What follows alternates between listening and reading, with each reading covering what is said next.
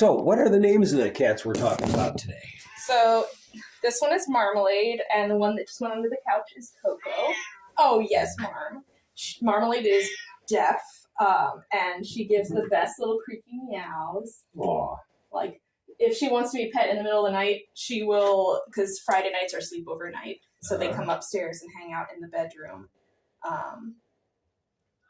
Cutie. And she'll walk over to us at 3 a.m. and because she's so loud, of course we wake up because she'll just be like meow and beg for pets. But I would say obviously they're older ladies, they're 16, so their number one hobbies include sleeping and sitting on the sun and looking out the window and sleeping some more and snuggles. These two girls are literally the most snuggly cats I've ever fostered. Like all they want to do is like curl up next to you or sit in your lap. Marmalade in particular, her favorite thing to do when she's snuggling is she'll lay right on your chest, like pressed up against your neck and like curl right around you. Or like I'll wake up in the middle of the night and she will like be curled around my head. Coco will do the same thing. And if they're not there, they're at our feet. Aren't you such a sweet baby? Yes, you are.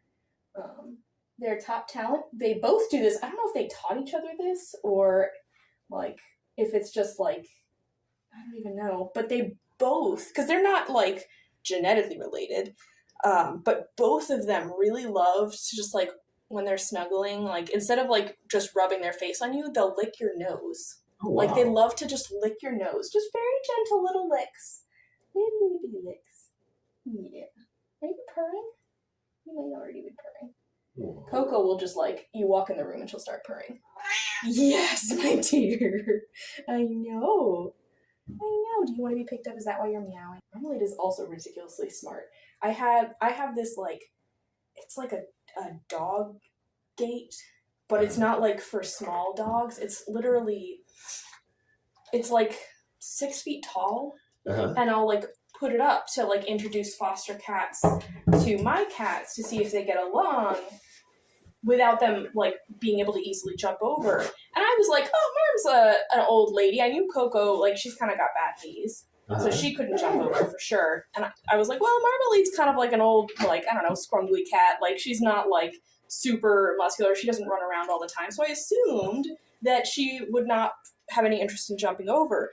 She figured out in like 3 hours how to like climb/jump over it to come harass my cats. Wow.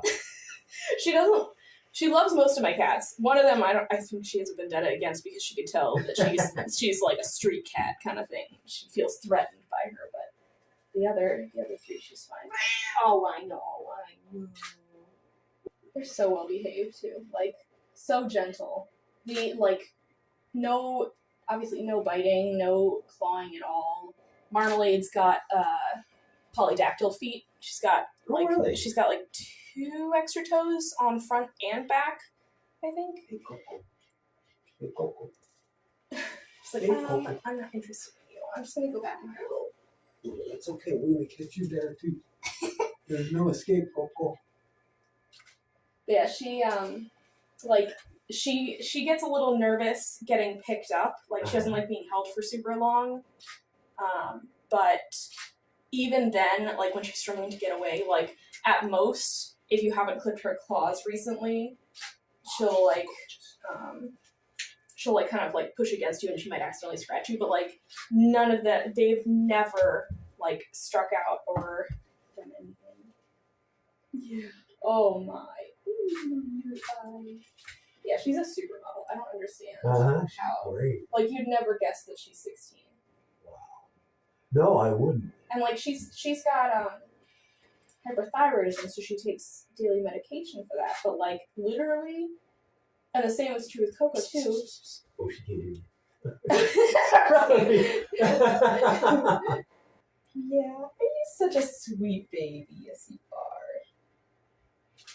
Yeah, they definitely took a little time to warm up, but like, let's show off how good you are being held. Oh, like, look at this girl. All she like literally just put her arm over my shoulder to get a better grip. My husband can get them to play sometimes, like chase after strings and stuff. I don't know what I'm doing wrong. For some reason, I can't. But like he's like a little cat whisperer. Every time we have fosters, like he does so good with them. You're looking the wrong way. Yeah, my here. Oh, That's gorgeous.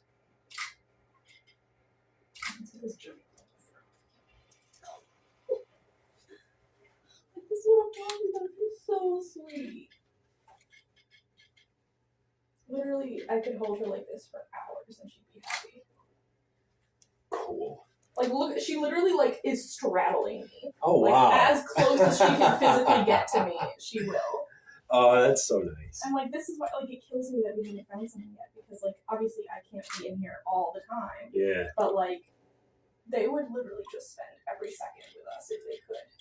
I know all the fosters we've had too have been just very affectionate, very nice. You know, such sweet babies. Yeah. So.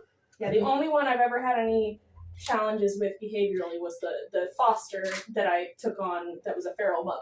She's the only one that I've ever had that was ill-tempered, and that was just because she'd just given birth to babies and did not like humans. Oh, sure, I can understand that. So, of course, I got very good at the spatula method of extracting her children. Let's try and get some cocoa. Yeah, let's see if we can't get her out. Because we only need, ultimately they're only going to use like a handful. Oh, yeah. I'll take 30. Yeah. Oh, there she goes. Back in. Coco, honey. Oh, you know what might work? Coco is very food motivated. She loves her food, hence the roundness. So let me see if I can get a chew and lure her out with that. Oh, yes, sweet pea, you feel left out. I know. Baby abuse.